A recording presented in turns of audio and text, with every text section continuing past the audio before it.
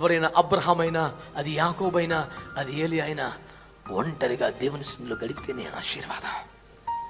మార్పు వచ్చేది అక్కడే, నూతన వచ్చేది పరిస్థితి అక్కడే. ఆయన ప్రార్థించుచుండగా ఆయన వస్త్రములు తెల్లనివై తగదగ మెరిశాయి. ఆయన ప్రార్థించుచుండగా ముఖరూపం మారిపోయింది. ఆయన ప్రార్థించుండగా ఆకాశం తెరవబడింది. ప్రార్థించుచుండగా చెరసాల బద్దలైపోయింది. ప్రార్థించుండగా ఒక దూత దిగివచ్చి తలుపులు తెరుస్తూ ఉన్నాడు.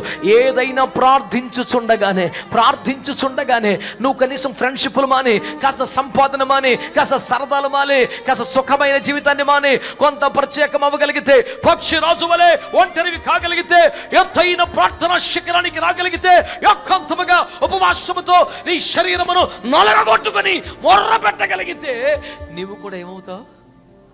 చెప్పాలి గట్టిగా, ఆమేన్.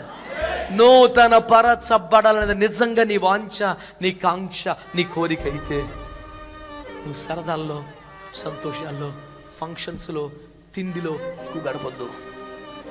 అది నిజమైన కోరిక అయితే కనుక పక్షి రాసు వలె నువ్వు నూతన పరచుకోవడం ప్రయత్నం చేయాలి.